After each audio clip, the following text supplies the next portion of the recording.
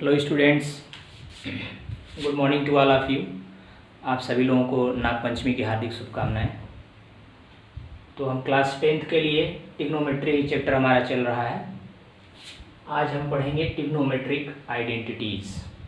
Okay, आज हमारा topic है ट्रिग्नोमेट्रिक आइडेंटिटीज। इसके पहले मैं आप लोगों को trigonometric ratios, how do you find the values of different angles in the form of trigonometric ratios and proof of the 30 degree and 60 degree in the form of trigonometric ratios मैं आप लोगों को बता चुका हूँ। उससे रिलेटेड एक्सरसाइज भी आप सॉल्व कर चुके हैं। नेक्स्ट टॉपिक आपका है ट्रिग्नोमेट्रिक आइडेंटिटीज। सबसे पहले फर्स्ट आपको ये पता होना चाहिए कि कोई भी चीज़ आइडेंटिटी कब बनती है। कोई भी इक्वेशन आइडेंटिटी तभी बनेगी जब उसके वेरिएबल्स के लिए, उसका वेरिएबल जो भी है उसके लिए जो भी वैल्यू उसमें इनपुट दिया जाए उसके लिए वो ट्रू हो। मीन्स दैट आप क्या कह सकते हैं, एनी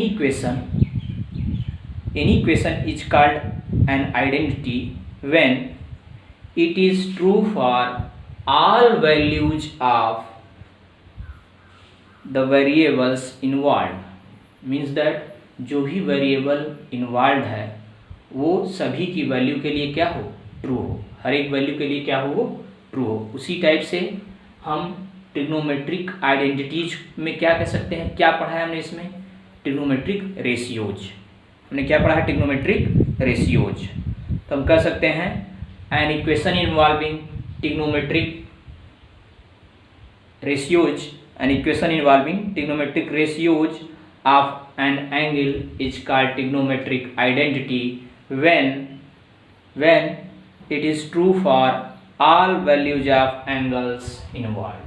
ओके, मतलब जो भी आपकी ट्रिग्नोमेट्रिक आइडेंटिटी होगी वो आपके हर एक एंगल के लिए, जो भी एंगल इसमें इन्वॉल्व होगा उसके लिए वो क्या होगी, ट्रू होगी। ओके, अब आपको वही आइडेंटिटी आपको प्रूफ करनी है।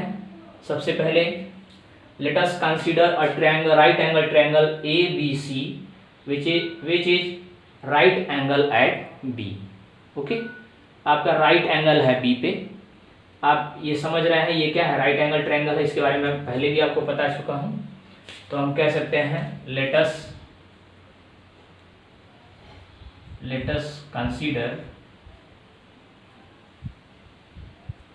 a right angle triangle,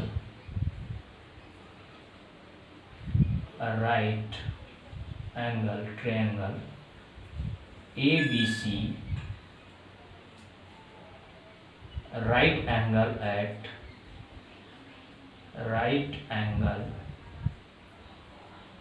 B। okay, right angle at B। now in right angle triangle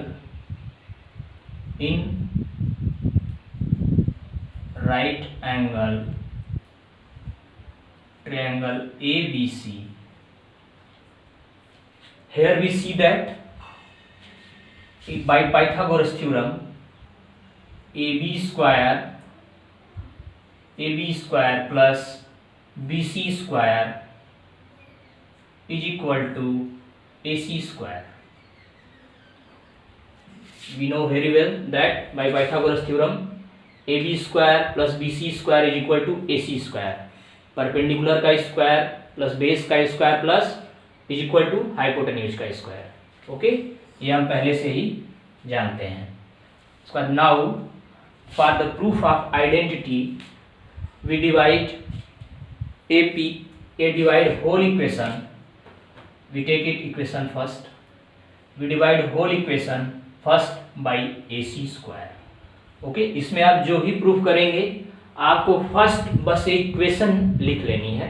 equation Pythagoras theorem से आप समझ रहे हैं, आप बिल्कुल जान रहे हैं पाइथागोरस थ्योरम के बारे में, आप आसानी से लिख सकते हैं। उसके बाद बस आपको 1 by 1 एक बार आपको इससे डिवाइड कर देना है, एक बार आपको इससे डिवाइड कर देना है और एक बार आपको इससे डिवाइड कर देना है।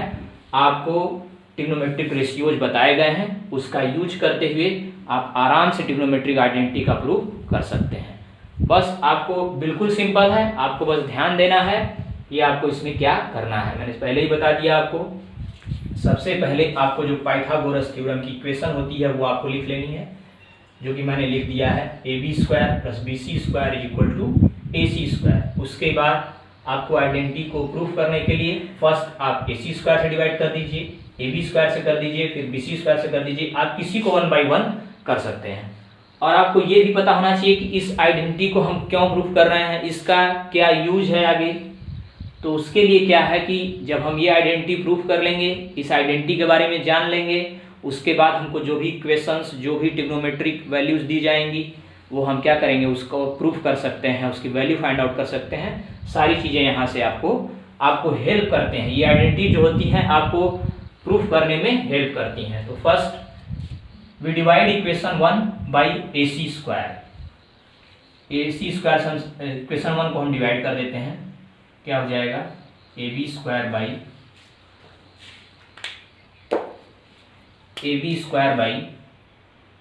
AC² plus BC² by AC²।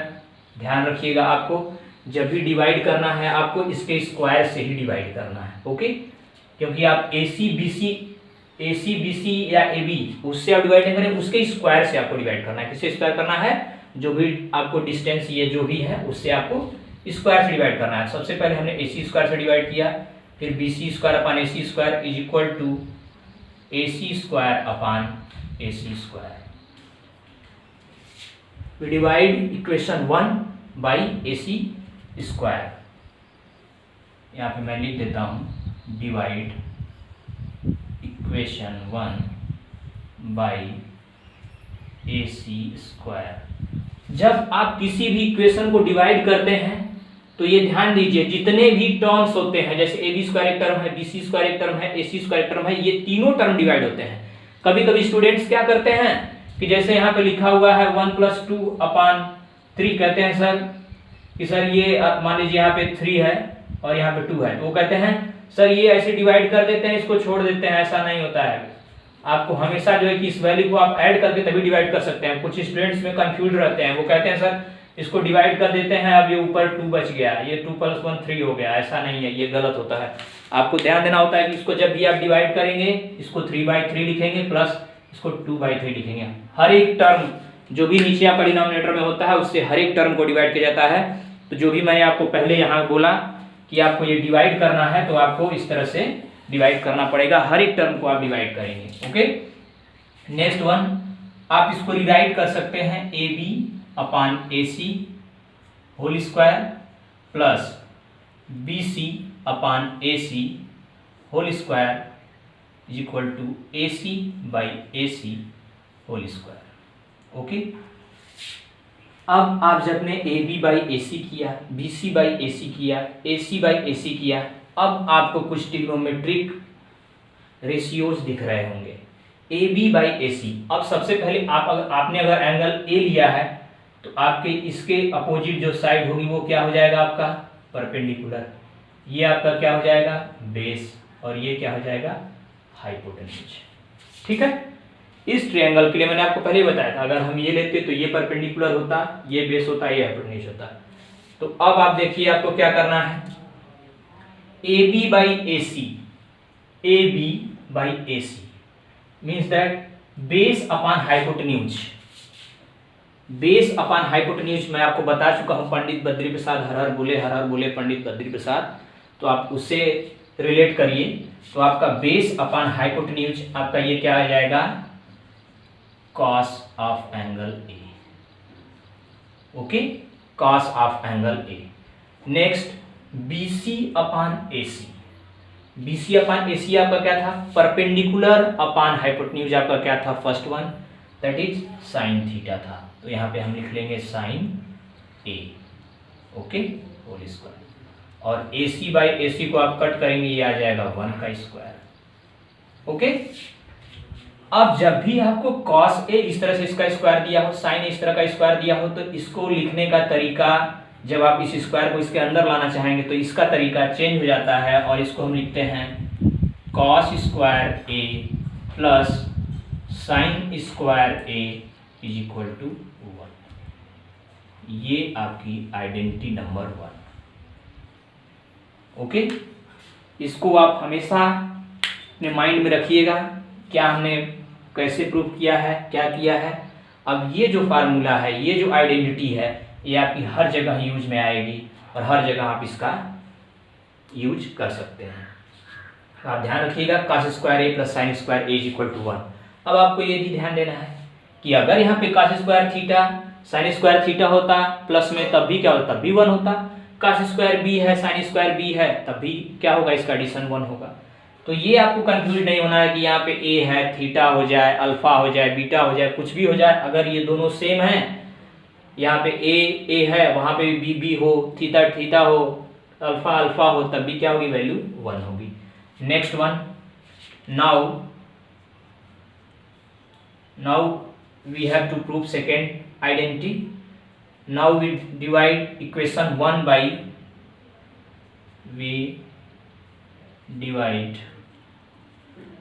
equation 1 by, अब हमने सबसे पहले AC किया था, अब हम AB कर लेते हैं, AB square. Okay, AB divide करिए, AB square upon AB square plus BC square upon AB square equal to AC square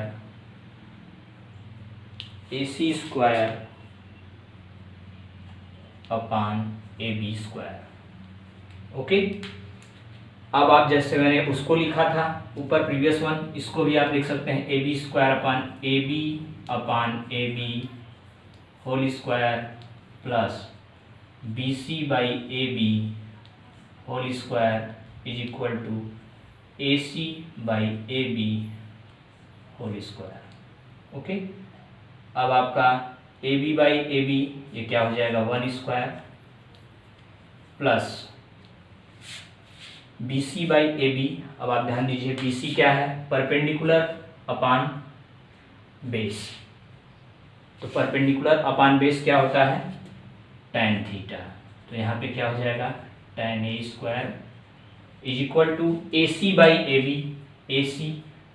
AB hypotenuse upon base. Hypotenuse upon base आपका क्या होगा, हाइपोटेन्यूज अपान बेस। तो ये आपकी वैल्यू क्या हो जाएगी, सेक स्क्वायर। क्या होती है, सेक ए स्क्वायर। ओके, वो क्या हो जाएगा, सेक ए स्क्वायर। आपको पता होना चाहिए AC बाई AB। तो आप सेक थीटा में जाइए, पंडित बद्री प्रसाद हर AC था, इधर जाइए, हर बोले पंडित बद्री प्रसाद, हर बोले पंडित बद्री प्रसाद। तो AB आपका यहाँ पे कहाँ था, बेस था, और सेक थीटा आपका कहाँ था, sine theta, cos theta, tan theta, cosec theta, sec theta. Okay, तो आपकी वैल्यू क्या बन जाएगी, 1 plus tan square A is equal to sec square A।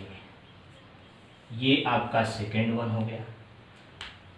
अब ये जो आइडेंटिटी बन रही है, इस आइडेंटिटी का भी आपको क्या करना है कि ये किसके किसके बीच में डिफाइन होंगी, वो मैं लास्ट में आपको 1 बाई 1 बताऊंगा कि ये आइडेंटिटी किसके लिए है और ये आइडेंटिटी किसके लिए। Next, now we have to prove next identity, then we divide equation 1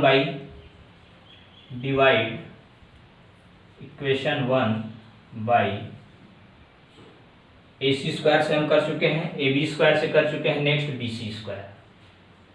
okay, next हम डिवाइड करेंगे इक्वेशन 1 BC स्क्वायर। आप डिवाइड करिए, AB square upon BC square plus BC square upon BC square equal to AC square upon BC square. Now rewrite this equation by AB by BC square plus BC by BC square equal to AC by BC। Okay, अब इस तरीके से जब आपने AB by BC किया, BC by BC किया और AC by BC किया, तब आपका अब ये क्या बनेगा, तो आप देखिए AB by BC, AB by BC base by perpendicular, ये आपका क्या हो जाता है, कॉट A। क्या हो जाएगा, कॉट A, ये BC BC कैंसिल हो जाएगा, ये 1 का स्क्वायर आ जाएगा और equal to AB by BC, AB by BC, ये क्या होता है आपका बेस अपॉन परपेंडिकुलर, ये क्या हो जाएगा आपका कॉसेक A। ओके, नाउ अब हम देखते हैं ये क्या बन गया आपका, cot square A plus 1 equal to cosec square A। तो ये आपकी आइडेंटिटीज बन चुकी हैं। आपको हो सकता है एग्जाम में एक प्रूफ करने के लिए आए, या 2 आ सकती हैं या 3 आ सकती हैं। तो आपको ये ध्यान देना है, जब आपको फर्स्ट वन पूछा जाए तो आप इस तरीके से करते हैं, सेकेंड पूछा जाए तो सबसे पहले आपको ये इक्वेशन लिखनी पड़ेगी, किस कोई भी एक इसमें से आता है तो सबसे पहले आपको ये इक्वेशन लिखनी पड़ेगी। यहाँ तो मैंने डायरेक्ट जो है कि इस इक्वेशन को दोबारा मैं लिखा नहीं, मैं डायरेक्ट डिवाइड कर दिया, लेकिन फर्स्ट ऑफ ऑल आपको ये इक्वेशन लिखनी पड़ेगी वहाँ पे, देन आप क्या करेंगे, उसको डिवाइड करते जाएंगे और आपकी वैल्यूज निकल जाएंगी। अब आपको ये देखना है कि ये जो cos square A plus sine square is equal to 1, ये किस किस वैल्यू पे डिफाइन है। तो आप ये देखेंगे ये 0 पे भी डिफाइन है, 30, 60, 90 जो भी आप रखेंगे, 45 सबके लिए डिवाइड है। तो इसमें आप क्या कर सकते हैं, इसको आप लिख सकते हैं कि जो हमारा एंगल A होगा, जो एंगल A होगा वो 0 या 0 से ग्रेटर होगा 0 डिग्री से, और इक्वल या लेस होगा 90 डिग्री से। इन सभी वैल्यू के लिए आपका ये cos square A plus sine square is equal to 1 होगा। नेक्स्ट, जब आप इसमें आते हैं 1 plus tan square is equal to sec square A, तब आप इसमें देखते हैं कि ये किसके लिए डिफाइन है। तो आप देखेंगे कि tan A और sec A ये क्या है, क्या ये आपके 0 या 90 किसी ऐसे वैल्यू पे ये नॉट डिफाइन है। आपने टेबल में जब देखेंगे tan और sec की वैल्यू, तो आप देखेंगे कि ये 0 डिग्री के लिए तो इनकी वैल्यू है, बट जब a इज इक्वल टू आप 90 रखेंगे तो ये डिफाइन नहीं होगा। जब ये डिफाइन नहीं होगा तो ये क्या होगा, ये आपका जो a होगा इसका, ये ग्रेटर देन या इक्वल टू तो 0 डिग्री हो सकता है, बट ये क्या होगा, लेस देन 90 डिग्री। आप लोग हमेशा इसको लिखने में कंफ्यूज होते हैं कि सर ये कैसे लिखा गया है। तो आप जब भी देखेंगे tan और sec की वैल्यू 90 पे, 90 जब ही आप a इक्वल टू 90 डिग्री रखेंगे तो क्या बन जाएगा, नॉट डिफाइंड वैल्यू आ जाएगी। तो ये इक्वेशन, इस जो इक्वेशन हम लिखे हैं वो सेटिस्फाई नहीं होगी। नेक्स्ट, जब आप cot स्क्वायर A प्लस 1 और equal to cosec square A में आते हैं, तब आप यहाँ पे देखते हैं कि a की वैल्यू जो होगी 0 डिग्री पे नहीं, नॉट डिफाइन होगी। ओके, तब आप इसको क्या लिख सकते हैं कि जो हमारा a होगा वो ग्रेटर देन 0 डिग्री होगा और लेस देन या इक्वल टू 90 डिग्री होगा। इन वैल्यूज के लिए क्या होगा, आपका ये इक्वेशन सेटिस्फाई होगा। तो आपको मैंने तीनों इक्वेशन 1 बाय 1 बता दी और तीनों को मैंने डिराइव कर दिया है, बिल्कुल आप समझ गए होंगे। और इसके बाद अगर इसमें से आपको किसी एक ट्रिग्नोमेट्रिक आइडेंटिटी की वैल्यू दी है तो आप सारी वैल्यू कैलकुलेट कर सकते हैं। अगर आपको इस इक्वेशन में जैसे ये है, आपको साइन a की वैल्यू दी गई है, तो आप वहां से cos a की वैल्यू निकाल सकते हैं, cos से आप sec की वैल्यू निकाल सकते हैं, और sin cos की वैल्यू है तो आप tan की भी निकाल सकते हैं और cot cos a की भी निकाल सकते हैं।